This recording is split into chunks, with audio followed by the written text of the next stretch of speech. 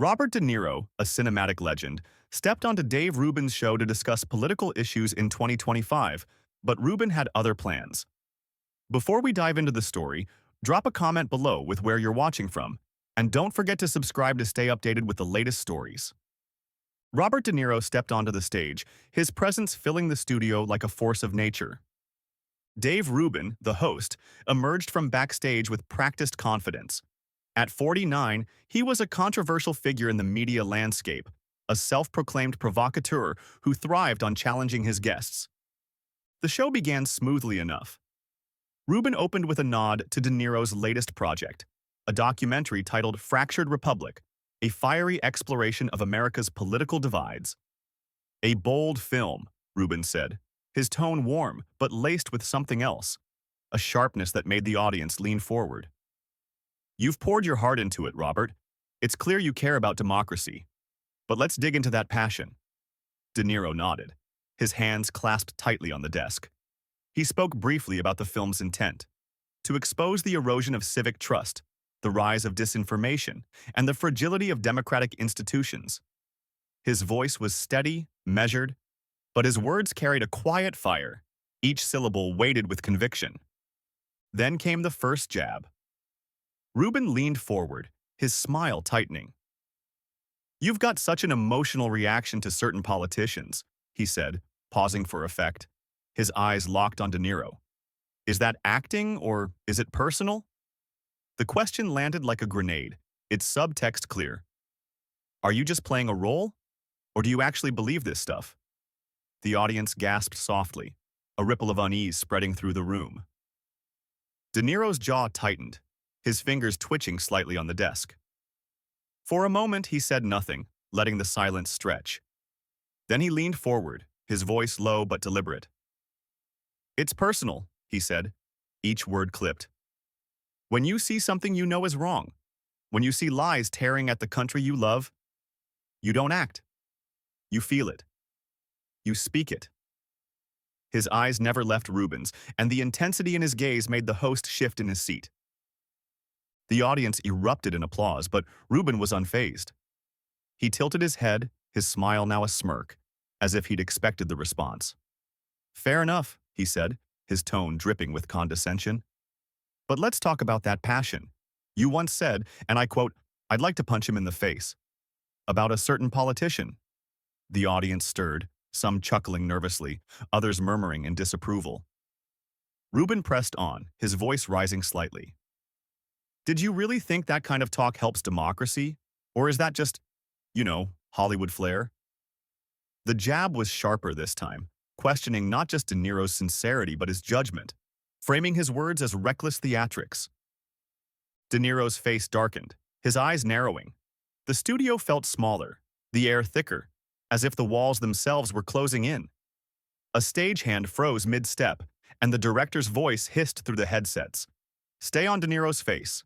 Now." De Niro leaned back, crossing his arms, his posture a mix of defiance and restraint. "You want to quote me?" he said, his voice steady but laced with an undercurrent of anger. "Fine. I said it, and I meant it. Not as a call to violence, but as a human reaction to someone who's done real damage. You think democracy's helped by staying polite while lies spread like wildfire?" His words were measured, but the heat behind them was unmistakable. The audience erupted again, some cheering, others whispering. The room split between admiration and discomfort. Rubin didn't flinch. He leaned forward, his fingers steepled, his eyes glinting with something dangerous. Ambition, perhaps, or the thrill of a fight. "That's a strong answer," he said, his voice smooth but cutting. "But here's the thing, Robert." He paused, letting the tension build, his gaze flicking to the audience as if inviting them into the conspiracy. The cameras zoomed in, capturing the sweat beading on a stagehand's forehead, the nervous shuffle of papers in the control booth. De Niro's hands gripped the arms of his chair, his knuckles whitening. The room held its breath, sensing the precipice. Rubin's next words hung in the air, unspoken but inevitable, as the studio lights seemed to burn hotter, the silence deafening. Rubin leaned forward, his voice honeyed but venomous. You say, America's lost itself, Robert, he began, his words slow, deliberate, each one a dagger aimed at De Niro's core. But don't you see the irony? This country, its freedom, its wealth, it's fed your films, your fame, your platform to rage. Isn't it a bit rich to bite the hand that's made you? The accusation hung heavy, a charge of hypocrisy that sent a murmur through the audience. Some nodded, others gasped, and a few shouted in protest. The room crackled with division, mirroring the very polarization De Niro's documentary sought to expose. De Niro's face was a storm cloud, his eyes burning with a fury that seemed to draw the light from the room. He uncrossed his arms, planting his hands on the desk, his voice low but seismic. "You want to talk irony, Dave?" he said, his New York accent thickening with every word. "The irony is you sitting there, twisting my words, my life, into some cheap gotcha for clicks. You think I don't see what you're doing? You're not asking questions. You're performing. You're not seeking truth. You're chasing headlines." The audience erupted, a wave of cheers and gasps crashing against the set. A camera operator flinched, nearly missing the shot, while the director's voice hissed through headsets. "Stay on him, damn it!" Rubin's smirk faltered, but he doubled down, his voice rising. "I'm just asking what the audience wants to know, Robert. You're a public figure. Your words carry weight. Don't they deserve scrutiny?" It was a weak parry, and De Niro seized it. He stood, his chair scraping against the floor, the sound cutting through the studio like a gunshot. The audience froze, and even Rubin's polished facade cracked, his eyes widening for a split second. De Niro's presence filled the room, his voice rising to a crescendo that echoed decades of commanding screens and stages. "Scrutiny?" De Niro thundered, pointing a finger at Rubin. "You call this scrutiny? You're not holding me accountable, you're putting on a circus. You take my passion, my fight for what's right, and you twist it into a soundbite to sell your show. I've spent my life telling stories that make people think, feel, question. My documentary's about saving democracy, not tearing it down with cheap shots like yours." He paused, his chest heaving, his eyes sweeping the audience. "You want to talk about America? It's not just the country that gave me a career. It's the one I fought for, paid taxes in, raised kids in. I'm not here to play your game, Dave. I'm here to say what matters. Truth, decency, principles. You should try it sometime." The studio exploded. Applause roared, punctuated by shouts of, "Go, Bobby!" and "Tell him." A few audience members stood, clapping fiercely, while others sat stunned, mouths agape. Rubin's face was a mask of forced composure, his fingers tapping nervously on his notes. The control booth was pandemonium. Producers scrambled, phones buzzed with incoming texts from network execs, and a stagehand whispered, "This is going viral?" De Niro adjusted his jacket, his expression resolute but calm, and turned to the audience. "I came to talk about my film, about democracy. I'm done with this." With that, he walked off the set, his steps deliberate, his head high. The cameras followed him until he disappeared into the wings, leaving Rubin alone under the harsh studio lights. The aftermath was seismic. Within minutes, clips of De Niro's speech flooded X.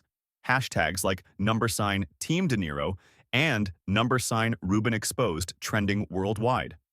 Posts praised De Niro's raw honesty. "He just schooled Rubin on live TV. Legend." Others mocked Rubin's stunned silence. Dave thought he was the hunter, but De Niro was the lion.